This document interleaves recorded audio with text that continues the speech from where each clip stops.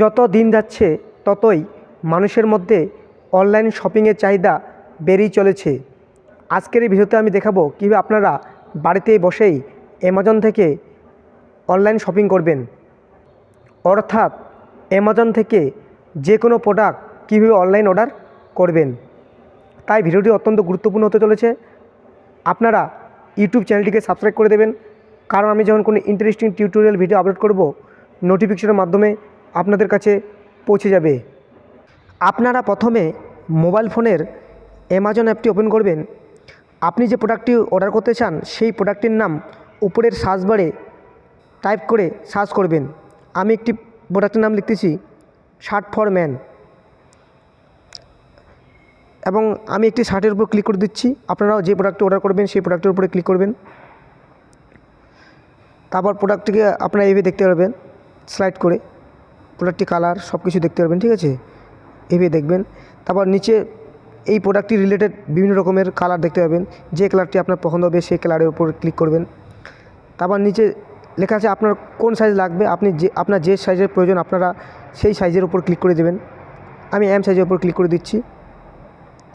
তারপর নিচে সাইডে একটা সাইজ গাইড লেখা আছে, এই সাইজ গাইডের উপর ক্লিক করলে আপনারা প্রোডাক্টটির সাইজ সম্পর্কিত বিস্তারিত জানতে পারবেন, ঠিক আছে? নিচে প্রোডাক্টটির প্রাইস দেখতে পাবেন।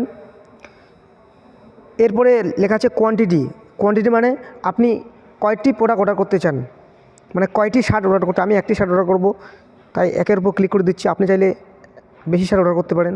আমি একের উপর ক্লিক করে দিলাম। নিচে লেখা আছে অ্যাড টু কার্ট। এটার মানে হচ্ছে আপনার প্রোডাক্টটি পছন্দ কিন্তু আপনি এখন প্রোডাক্টটি কিনবেন না।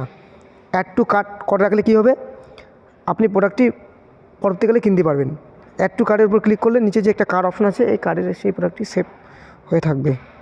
আমি অ্যাড টু কার্টের উপর ক্লিক করে দিচ্ছি। এই প্রোডাক্টটি অ্যাড টু কার্টের মধ্যে সেভ হয়ে গেল।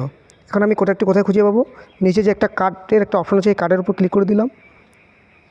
এখানে আমি এই প্রোডাক্টটি দেখতে পাচ্ছি, এখানে কার্ডের মধ্যে প্রোডাক্টটি সেভ হয়ে গেল।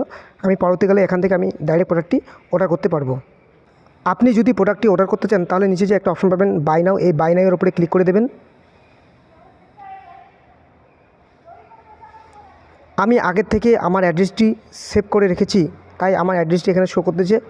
আপনাদের ক্ষেত্রে এখানে একটা অপশন থাকবে add a new delivery address. আপনারা অ্যাড এ নিউ ডেলিভারি অ্যাড্রেসের উপর ক্লিক করে আপনারা আপনাদের ডেলিভারি অ্যাড্রেসটি টাইপ করে দেবেন। ফুল নেমের জায়গায় আপনারা আপনাদের ফুল নেমটি লিখে দেবেন, তারপর মোবাইল নাম্বারটি দিয়ে দেবেন, তারপর আপনাদের বাড়ির নাম্বারটি দিয়ে দেবেন, আপনার এরিয়ার নাম দিয়ে দেবেন, ল্যান্ডমার্ক অর্থাৎ আপনার বাড়ির পাশে স্কুল মন্দির যদি থাকে সেই স্কুল মন্দিরের নাম দিয়ে দেবেন। আপনারা আপনাদের পোস্ট অফিসের পিনকোডটি দিয়ে দেবেন। টাউন সিটির জায়গায় আপনারা আপনাদের ডিস্ট্রিক্টের নাম দিয়ে দেবেন। নিচে একটা অপশন পাবেন ইউজ দিস অ্যাড্রেস। এই ইউজ দিস অ্যাড্রেসের ওপর ক্লিক করে আপনারা আপনাদের ডেলিভারি অ্যাড্রেসটি সেভ করে নেবেন। এখানে বলছে সিলেক্ট এ পেমেন্ট মেথড। আপনারা কোন মাধ্যমে আপনার প্রোডাক্টটির অর্ডার করতে চান, এখানে পেমেন্ট মেথড সিলেক্ট করতে বলছে PhonePe, Google pay, net banking, cash on delivery. আপনি যে মাধ্যমের মধ্য দিয়ে আপনার প্রোডাক্টটি অর্ডার করতে চান সেই মাধ্যমের ওপর ক্লিক করে কন্টিনিউতে ক্লিক করে দেবেন। আপনারা যদি ক্যাশ অন ডেলিভারি অর্ডার করতে চান তাহলে ক্যাশ অন ডেলিভারির উপর ক্লিক করে নিচে কন্টিনিউর উপর ক্লিক করে দেবেন। তারপরে একটা অপশন পাবেন প্লেস এ অর্ডারের উপর ক্লিক করলেই আপনার প্রোডাক্টটি অর্ডার হয়ে যাবে। ভিডিওটি ভালো লাগলে লাইক এবং শেয়ার করবেন। ধন্যবাদ।